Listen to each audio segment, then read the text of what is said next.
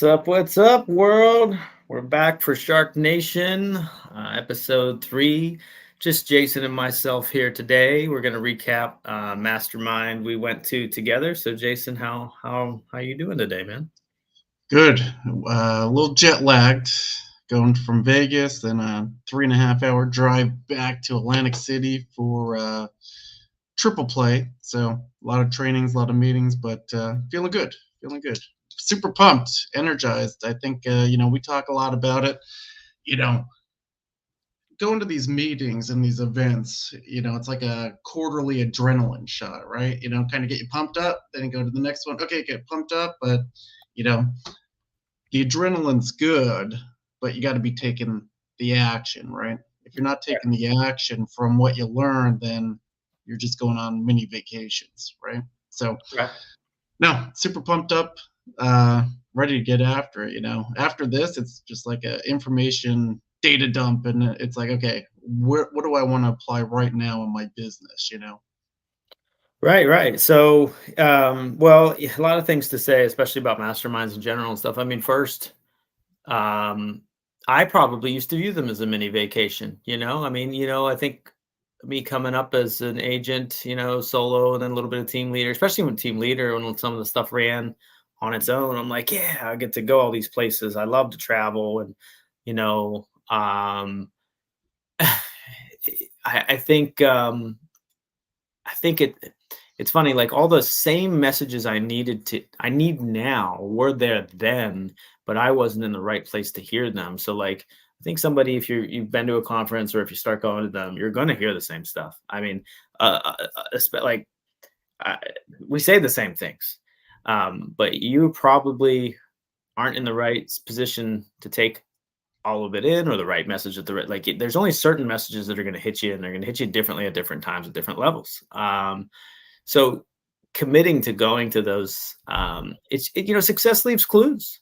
And literally, I mean, almost any successful, at least real estate, I mean, any successful real estate team leader or, kind of solo agent or influencer in this business, or just, any that I've followed, they go to these. They might have a different one. They might go to their brokers. They might go to this one. They might, they might go to even different industries, some of them, but they go to events and they come with the assumption that they don't know everything, that somebody might have figured it out better than they did, right? hmm Like you said, a lot of times you go in there, and I like the analogy: go in there with a beginner's mindset, right? Like, you don't know everything. Go in there looking to learn, right? Don't go in there looking with, your guard up, like, I know everything, whatever. You know what I mean? Always be open to learning new things. I think that's the key to going to these things. Another thing is too, it's like, how many of these events did you go to where you have all these notes and everything that you learned, and then you just never go back and review it, right? It's like it just sits in the vault, and then it's like, why do I even go if I'm not going to implement the stuff that I just kind of I learned?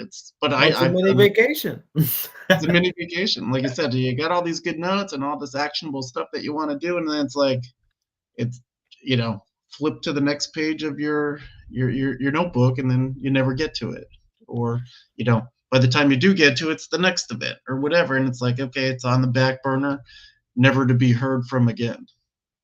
Well, and and this podcast is about being transparent and bringing out the really real, and I think to bring it up. This is not a pitch or a ploy or whatever. Yeah, we're at EXP. Me and Jason, we love it. It's been great. But I think what's interesting about what EXP has set up, whether you come or not, or never, or hate it, doesn't matter. Just if you don't know, when you become an icon agent, they give you stock. They basically give you your cap back. And whenever you get your cap back, some of it is issued through you have to go to the conference to get the stock, right? So what's interesting when you look at my journey, I never really went to the events. I was in a small town. Our average sales price was, well, actually back then, I mean, my average sales price was like 125. I mean, I think average in the area was like 160, but for me, it was 125. Anyway, the point was to commit to these big events that all these people were going to. Like that wasn't what the even good agent did in my market, really. It was just a different market, a small town, river town outside of Pittsburgh. So what happened was I hit the Icon Award, and to get some of that stock, I had to go to the conference, and the first one being in Las Vegas that I went to. Wow, did that change my world on what else is out there. You think you're big and bad, you've done well in your local market, and then you go and you're exposed to that. From me being thrown from little to huge, people blowing my numbers away, numbers that aren't even probably possible in a small river town. Um, that was eye opening. But and then each year you got to keep going. You got to keep going. And to me at the time, it's like, yeah, I want my stock and I want a vacation. I like to drink and I'm going to do. And that was what it was. Like that's what it was. I was like, hell yeah, I can't wait to go to all these cool places. Vegas, where we go? We go to New Orleans, Dallas, or just all these different places, right? Like it's like this is awesome. But what it got me to is in the habit and in a place where I was collaborating, hearing, watching others bigger than me, but I was scared to share my secrets, and I'm watching others way bigger, way better than me, literally giving the key to the kingdom out, and just over time, what an effect that had on me, to continuously put me in those rooms to the point where you fast forward. I mean, I started back then in 2016, 2017, going to these conferences. You look at 2023, Jason and I go to one. Didn't even drink any alcohol. Got there, I had 8 hours to kill waiting for my boy Jason here, and I went to see the 7 Magic Mountains, the colored painted rocks or whatever they are, about a half hour out of Vegas, out in the desert, and went to the gym and Starbucks. We still enjoyed ourselves. Like, we're not boring here. We went to a hockey game and stuff. We had fun, but like the point was, it wasn't a mini vacation. It was, I know the value of this time these others are giving, and I'm taking time away from my kids and my family, so I'm gonna make it worth it. So that was a long-winded explanation, but I think seeing that journey, of where I used to view it, and I'm gonna go get a massage, and I'm gonna gamble and drink and have a good time, to let's go. I took, if I had to put them into paper-sized pages, because I did it on my laptop, like with the touchscreen deal. So pages were bigger than they were. I mean, if I had to put it in paper-sized pages, I think I took over 30, 35 pages of notes. Keep in mind, I'm a person that literally never takes notes because I like to pay attention, or whatever excuse I gave. So yeah, what an evolution, right? Yeah, yeah. I mean, just to touch on that, it was all business, right? It was getting up early, staying late, meeting up afterwards to kind of discuss stuff. We went to the hockey game and stuff like that, but even during the game, still mentioning stuff. What'd you think? What'd you think? And then, like you said, one of the key takeaways that I had from the whole thing was just contribution, right? Everybody was there just giving back. Like you said, opening up their playbooks. Here's exactly what we're doing. And, they were being vulnerable too, right? It wasn't just, oh, I'm the best. I sold literally $1 billion worth of real estate last year. Like, think about that number. It's crazy. $1 billion in real estate. And, they're still trying to figure it out. Here's what's working for us. Here's what's working in our market. Take a little bit of these secrets and kind of adapt it to your business, right? But just to go back, I mean, EXP, blah, blah, blah, whatever. But if you're in like a small mom and pop brokerage, right, and you're the top dog at that brokerage, and you're the leading salesperson, like, who are you going to learn from, right? So if you're not going to an event where there's people doing more and bigger and better and more efficient ways to do stuff, like, where are you ever going to get out of that comfort zone of like your little small pond being the big fish, to going into this huge pond where you are, a tadpole? And it's like, holy mackerel, is there a lot out there? And even aside from just increasing your business, like, just what it can do for how big you can.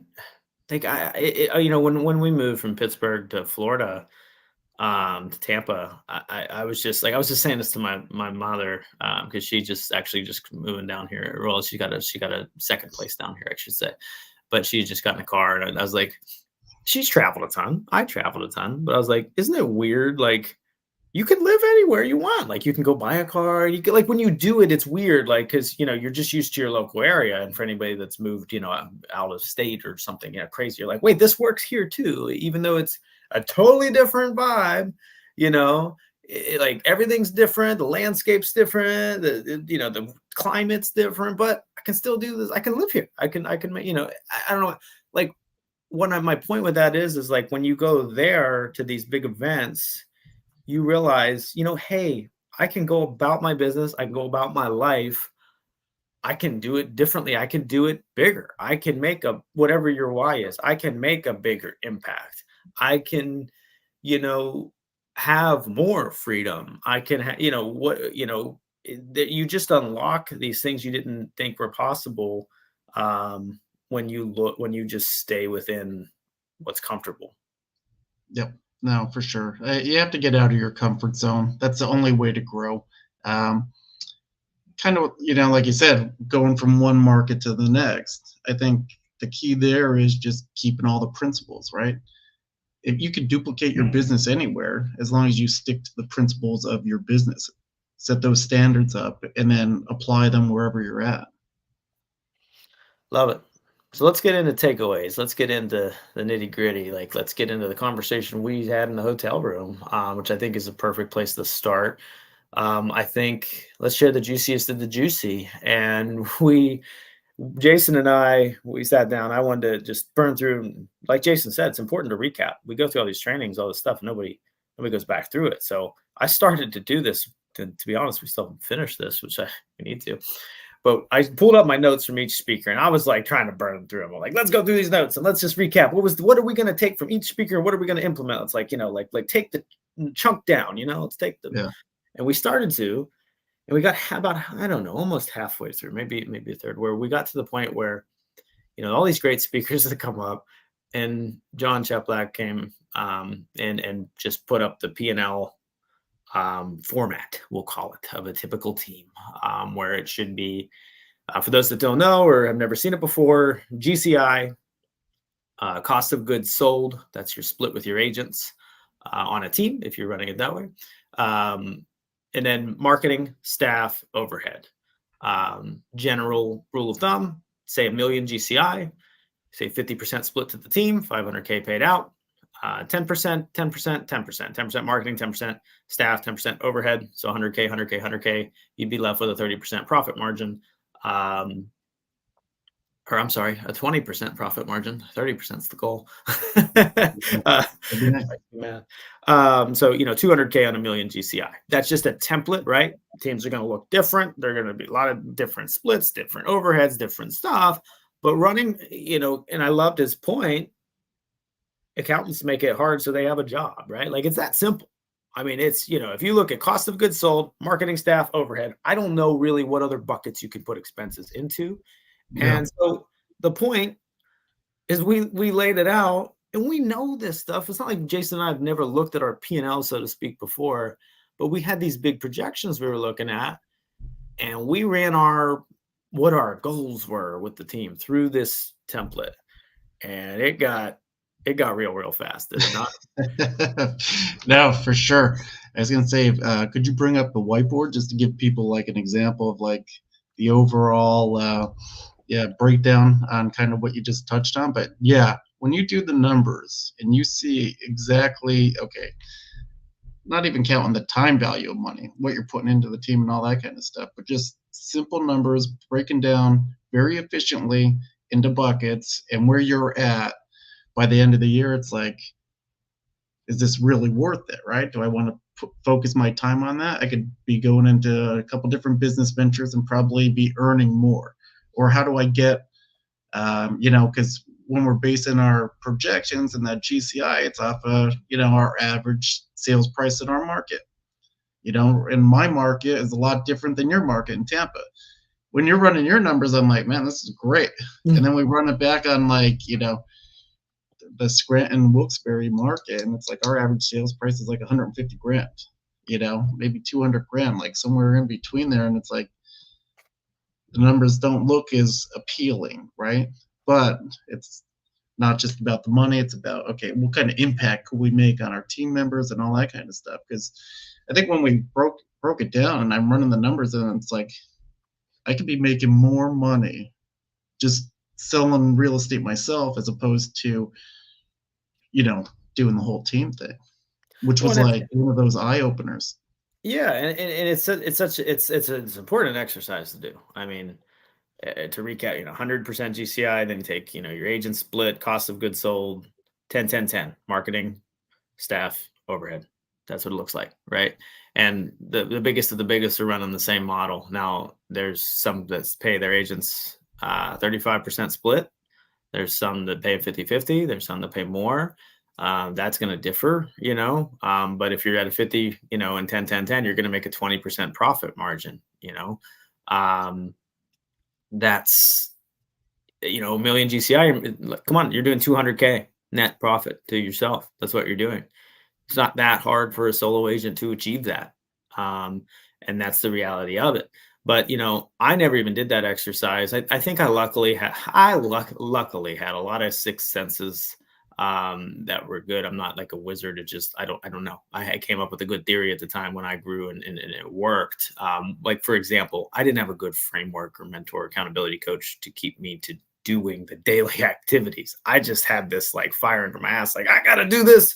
I just Yeah. got to keep talking to people because I got any job security because I got a family, Just gotta Um, keep busy.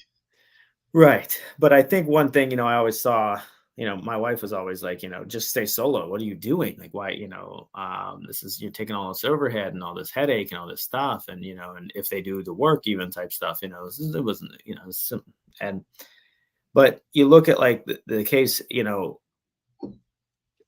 I think my why, yeah, that's what it is. Like, I think I came up with these reasons, like, yeah, but there's leverage, and it, we still got the same hours in the day. When you take on a team, sometimes you're probably putting in more hours and all the stress and all that stuff. But I don't think my why was really ultimately to make money. I think I told myself that, but I think my why has always been to make an impact. Like, and it was cool making an impact in buyers and sellers' lives. I mean, I always felt if they worked with me, I'll get them a better deal than if they, did not, or if they worked with another agent. It's just selfishly what I thought.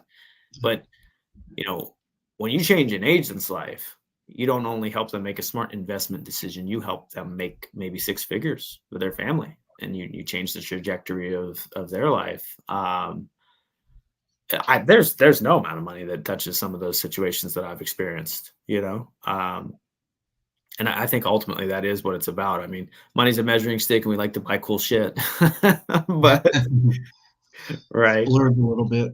Yeah, no, and like you said, not even just the money thing, but like, when you're doing the trainings and stuff like that, and it's like that aha moment when they get it, right? The contracts when you're going over stuff and it's kind of, it seems overwhelming, and then you get to a point where it's like, ah, and then they're repeating stuff back to you, and you can tell that they're getting it. I mean, that's awesome. I mean, that's huge for me. I love seeing that because it's like, once I mean, like kind of Matt touched on last week, real estate's a numbers game. Just keep the drama out of it. You know what I mean? Everything else is just drama, right? So you could get people up on a training level, get their competencies and their confidence up, and then it's like, okay, now we could talk about the real estate business and getting yourself from A to Z, right? But it's all just different learning aspects throughout the whole cycle. absolutely, and I think that's what's you should be clear on what you want to achieve, when you set these plans. Don't just build a team because it seems like the next thing to do. Don't just build a team because somebody told you to, build it for the right reasons. Don't just build a downline at one of these brokerages that offer it because it seems like the best thing to do, or what somebody else does, or this guy lives in Puerto Rico, so I, got to do it. Do it for the right reasons. And making an impact is a great reason to build a downline, but getting residual income to sit on the beach is not a good reason to build a downline. Yeah. Because yeah, it's not how, like, you look at residual income, one of probably the easiest and most common ways to achieve residual income, Jason knows well, and is investing and probably rentals is, single family, multifamily rentals is probably one of the easiest ways. But ultimately, there's a lot of work involved getting that shit together, especially in the beginning, right? Yep. There's no sit on the beach, You don't want to sit on the beach every day. I've tried it. Trust me. No. So, I mean, just to kind of go back and let's talk about Maverick, right? Correct. Um, One of the biggest things that I took away from the whole event, and there was some tearjerker moments in that whole conference was, all these top performers overcoming adversity, right? You had different situations with, health and fitness, but then you had, the one speaker, she had breast cancer. The other one was what, like 80% burned over her body, was, basically given the choice, like it's the doctor told her, do you want to live or die? It's your choice. And she like never thought about it that way, but you know, just overcoming that adversity. How about the lady from Georgia? Beaten up, domestic violence situation for 17 years, and then just said enough was enough. I mean, those three people right there. I'm just like, wow, awesome, super powerful ladies, super powerful women, built these amazing brands, but it's like, look where they started and then now look where they are in a short amount of time too. It didn't take, you know, 50 years to do it. They're all still young ladies and, out there crushing it. And yeah. I mean, it was so crazy because you would come from surgically tactical ninja weapon stuff that you got every juicy detail, like literally every, and then you'd get somebody outside the industry that would show you a different way of thinking with training, and then you'd come back to surgical and tactical, and then you'd get this story like you just referenced of triumph that just hits. If it don't hit you, something, you ain't human. you Yeah. know Yeah. um Eh, yeah, and I think you touched on it with, that was what, spring, that, she had gotten the burns, and she said, it was a choice, didn't know it was a choice. And I think, I think somebody said as well, you hear what level somebody's at by what conversations they're having, and when I talk with an agent that's stuck in small level production, it's all about the reply to inspections. Like, that's all I hear about, which, not like they're not important, but they don't take 4 hours every day. Um, Hmm. you talk, there's just like different, you talk to an agent that's running a team, it's why don't they make the calls? And, there's just, you just hear different things. And I think one of the things you commonly realize with high achievers is, and I'm trying to work on this myself, is they're not trying to do like 500 different, well, at least on their rise. I should strip this back. The average millionaire has 7 streams of income, but it took one or so to get there first, and then they opened it up. And I think that's a common misconception. And we're all chasing. I was talking with an agent yesterday, and I heard, I'm gonna do I'm gonna do billboards, I'm gonna do this, I'm gonna do that. I'm like, you you just can't, you can't master 5 different things at once. No, no. Like Cheplak was saying, like stick to like 60% of your core competency, right? If you just focus on what you're good at, your core competency is, something that you're good at, right? Stick to that 60% of the time, and you're going to have success. The problem a lot of people have is, shiny object syndrome. It's like, well, what if I did that? And what if I did this? And what if I did that? For one, it's hard to track some of these things. You have people, putting $40,000 a month into Zillow or 200 grand into billboards, and the nice part to hear was, it's like, is that working? And they're like, yeah, we're still trying to track it. It's like, do you want to go down that route, right? And see if, like, just you know throwing Well, throwing something and see if it sticks. and it's a lot easier to track when it's just one thing, I mean, it's real simple. Like, let's say you're only doing direct mail. Now, you can do things that accompany direct mail, right? Like, you might post content, and and the QR code is to follow you on social, and then they're seeing the content as well, but where it all came from, so it's like, master and tweak one thing at a time. I like a major minor framework, a plan A and a plan B. So you do at least have a backup plan. So it gives you room to focus on on more than one, but not five Yeah. things. And you spend 80% on your time made on your major and 20% of your time on your minor. And I think that's a good way to handle somebody who is having FOMO though, too, when you do just commit to one thing. But, I think they set this simple premise of either, and they were all simple. I mean, these are agents with 48 or team leaders with 40 agents that sell 40 houses a year, or 90 agents and they sell 800 homes and all this big stuff. But you look at, like, they had a simple principle. Like, I'm going to recruit a bunch of agents and train them my system, and the people that get it will win. Or I'm going to pour deep into my agents and just make them my family. And guess what? Both work, but they went all in on relatively one theory. Um, and it just, they picked the lane and they stayed in it. Yeah. Yeah. I mean, like you said, setting standards and, holding people accountable to the standard, I think was a big takeaway too. But, one of the biggest things I thought was the culture, right? You know, how many times did some of these agents say where they had to let go top performing people on their team because it wasn't a good culture fit? This didn't Right. work for me. They were kind of being, the bad apples there, right? And it wasn't, I was reading this management book, say yes to everything, right? And it was one of the right in there, and then they're talking about right at the conference was, you know, when you let the top dogs go and you let everything slide, it ruins morale for everybody else. Because basically, for lack of a better word, it's a cancer culture. You always hear it for sports team. They're a cancer in the locker room, right? And it just ends up ruining the stability of the whole entire team because of one person. And how tough is it on a team leader to let their top performer go because they're not a good culture fit? Right. They're the ones bringing in a lot of the revenue for the team, and you got to let them go. But I think that shows strong leadership where it's like, look, it's about us, not individuals, right? We're trying to do this and build this up and build a culture of growth and, you know, family and all that kind of stuff. And, one bad apple, it takes a lot of courage to get rid of those top performers. So that was huge there.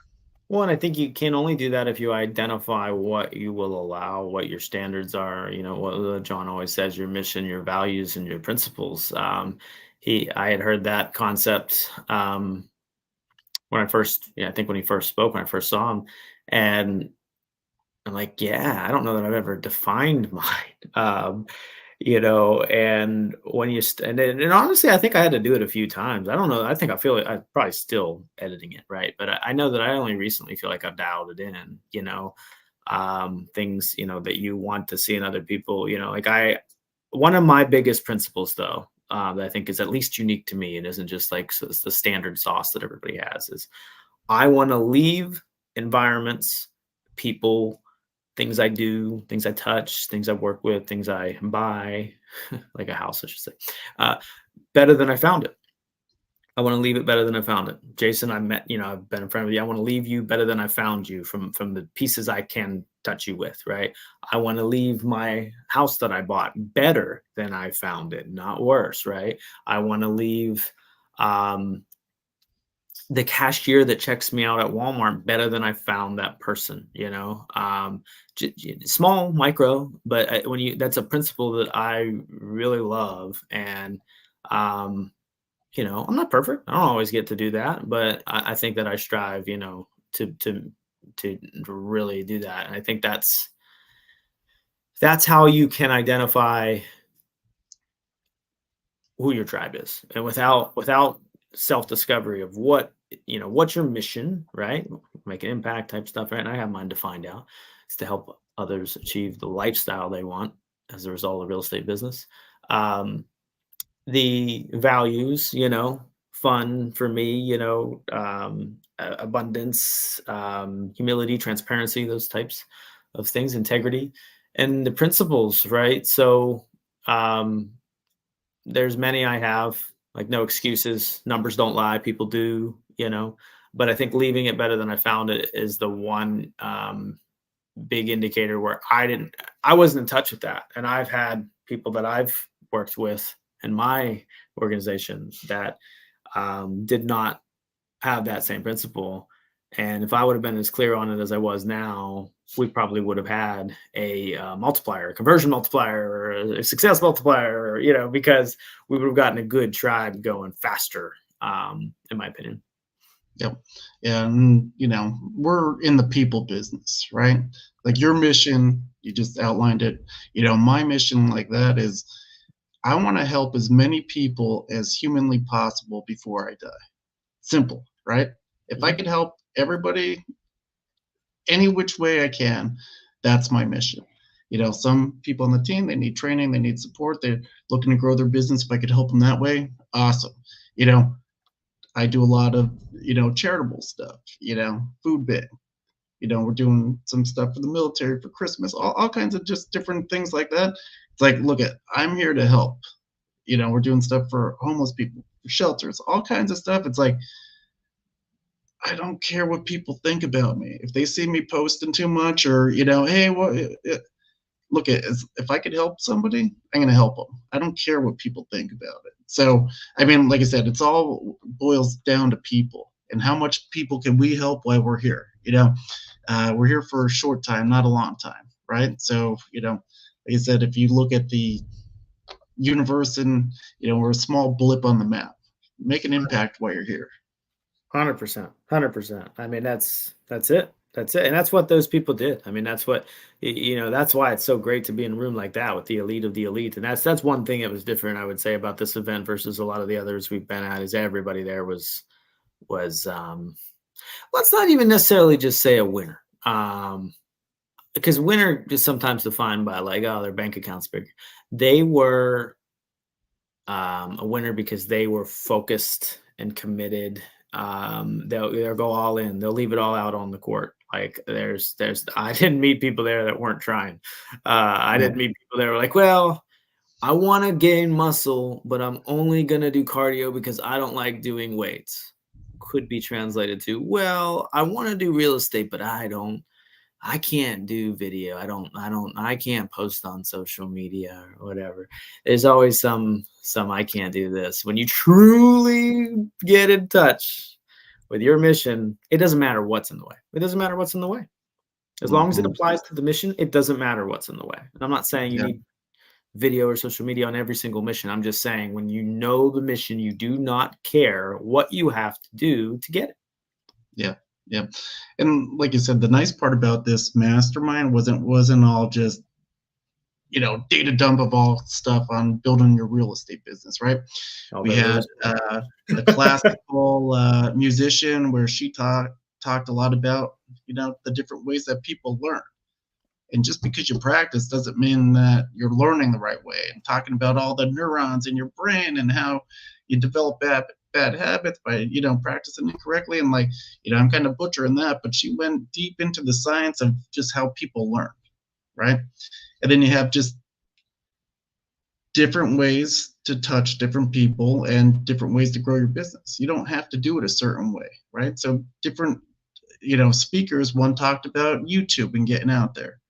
Now I have a face for radio.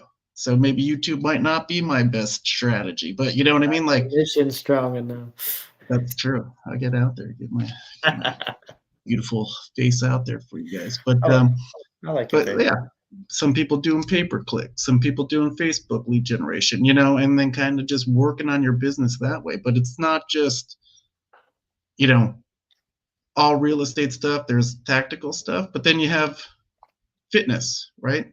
The whole fitness segment there with Cheplak training, where it's like, it all starts in here. If you're not good physically, you know, eating right, sleeping right, taking care of your body, how are you supposed to help other people, right? So it's kind of like a really well balanced like seminar, right? It's not just okay, here's this. It's like I walked out of there like, look, I want to be a complete human, right? Yeah. I want to work on myself, get myself in a better fitness level, eat better. Okay, maybe I should tweak the ways that I'm learning new material, right? with the classical musician. Then here's some tactical stuff that I can implement right now on my business to help it grow and help my team. Yeah, and that's the thing, and, that's it's like, when you lead anybody, and even an agent leading a buyer or seller, you can only give what you have, and, I ran into this, and Jason, I shared this before the call, it's like, I was complaining, "Oh, they're only doing 50%, this person's only doing 50% of the time I like what they're doing, 50% I'm not," and I had to look at, my wife called me out a little bit, not directly because of that. And I realized there was spots where half the time I was doing what was required and half the time I was being lazy. So, uh, funny enough, that's what happens with Um, the people you lead. So, if you want them to do something, like make a smart investment choice with their home, maybe you should make a smart investment choice with your home. Like, but that translates at a higher level, especially when you're leading. yeah. Uh, Well, that's actions speak louder than words, right? You know, what you show your kids is way different than what you tell them. right. If you tell them, don't do this, don't do that, and then you're out there doing it, they're going to be like, you're phony, right? Same thing, I had this conversation with the team all the time. It goes back to like kind of that 30 for 30 documentary with the Bulls, where, Jordan's in there and he's talking, and he's like, I'm never going to tell you to do anything that I don't do. Right. And then they show him like doing all the sprints and practicing all hours of the night. It's like, dude, I'm out there making the calls every day. I'm out there doing the showings. I'm out there investing in my, body, mind, spirit, all that kind of stuff to be more well rounded. Like I want to be a good example, be that lighthouse, right? When Right. Chip was talking about, like, be the lighthouse for other people. So then that way it's like, look at, you'll draw your tribe in, and the people that don't vibe with you, I mean, maybe there's better places for them to go. Yeah, I mean, well, you're not looking for everybody, right? You're looking for the people that are looking for you because I mean, there's just people that don't have the same values and principles that we do, and that's whatever. I mean, who am I to say that their journey is wrong? But um, it's not necessarily something you have to, yeah, be upset that you don't have. You don't need everybody. Now, for sure. Now, I mean, what was there? 20 different speakers at the mastermind, something like that, a ridiculous amount, and it was kind of like, you know, buckle your seatbelt from the moment that you got in there until the end of the day. Like literally 8 o'clock in the morning, they broke at like 1:30, 2 o'clock some days. They had an hour for lunch, and then they got right back at it till like 6 o'clock. And it was like, there's no like, okay, we're gonna take a little pee break for everybody to kind of, reset. It's like boom, boom, boom, boom, one right after another. It's like, what do you think? Do you want to? I mean, for time's sake, we don't want to go into each one of them, but you want to pick one of your favorite speakers, and what'd you learn from them? Oh man, favorite speaker. Favorite speaker. God, is that hard? Killing me. I wasn't ready for that, Jason. See that? Dropping lights. We're, Well, we're we're going on the fly. you're right. You're right. You're right. I mean, this is what conversation we would have amongst ourselves. So, I mean, God, it's so hard because you have different buckets. You had tactical. You had Yeah. I guess I'll just think this through out loud. It's the only way I'll get there and not have dead air, right? So you had tactical. You had motivational or inspirational. You had real. I mean, they were all real, but um, and maybe you had counterpoint type people. I guess I would say, like I'd say, like that the training from the pianist, I think, was not what you would typically think. Which I did miss about 10 minutes of that session, so I've got to go back and watch that because that's tough. Like, Is that there's no breaks? There's all hands on deck the whole time. you know what though? If I had to pick a favorite, probably I'd probably have to go with Spring B. Um, just because I feel like I got all of those with her. I got real. I got no pun intended. Yeah. I got real. That was good. Anyway, I got real. I got tactical. She was tactical. I got inspirational. I got all that from her. Her story, I've followed her. I've seen her. I know, I know of her before I came there, and I didn't know the personal journey she's been through. And then I got to see. I mean, yeah. I mean, she really wrapped all that into one. I mean, how do you'd have somebody that would come up and would be super tactical, super detailed, but wouldn't have the inspiration. Then you have somebody super inspirational and blah blah blah, but wouldn't have the tactical. I mean, she really wrapped that all into one. So that's I'm gonna vote spring. Nice, nice. I agree. She was definitely she's a beast, right? She shared out literally her entire P&L. Broke it down just like John does, just like how we went before. And it's like, you know how strong of a person you have to be, and just, well, here's my numbers for the year, right? Right, And then go in right. there. Does anybody want to put their, their taxes and all that kind of stuff like right in front of everybody else? Like, it's like super powerful, like super dominant, awesome, strong woman leader for sure. I'm going to go into, uh, you know, Kyle Ferris. We kind of went into the YouTube stuff. Kyler, Just yeah, it's yeah, Kyler, yeah. or is it right? Ferris, yeah. He was like one of the second speakers talking about YouTube Yeah, out yeah. in Texas. Yeah. So I mean, geez, not just what kind of content do you want to create on YouTube, and how that's platform's always kind of working for you, even when you're sleeping, and I think he was just showing his numbers, and it's like, he had like 35 years of watch time. Like, think about that value where you're constantly out there and people are just kind of, always following your content. I always joke around, I have the face for radio, but it's like, if you want to be out there and you kind of want, to grow your business organically, I mean, there's a great medium there to do it. And then he broke down YouTube Buddy. Or TubeBuddy, and then, okay, here's all the keywords that you need to do, and kind of taking these tactical things where you could say, okay, start here, and then you can work your way up from it, and then kind of learn and grow on the fly. But I just think, like from and that's everything where from mastery. thumbnails to analytics to everything was just like, wow, all right, I like it. That's the game plan. And I think that's So what mastery looks like. I mean, we all have dabbled in YouTube. I mean, hell, when he asked, has anybody posted a YouTube video? Everybody raised their hand pretty much, but whenever he asked who optimized the video or who knew how to optimize the video, it was very minimal, and that's, I do YouTube. I'm streaming this on YouTube. But it's not my main focus. And it's amazing what it looks like whenever it's the number one focus, right? What does it look like? 50 million in production. That's what it looks like for him. yeah, no, for sure. And it's like, you see these guys and they have these channels and all this kind of stuff, but then you don't even see, like, you broke down the behind the scenes stuff. Like, he's got a video editor, and then they're doing b-roll, and then you got to put all these things, and then you know just like everybody else, he needs accountability, right? He's telling you, like, hey, I had to hire this guy because he's the one that's saying, hey, look, we're filming on Tuesdays and Thursdays and this and that, and here's where you need to be.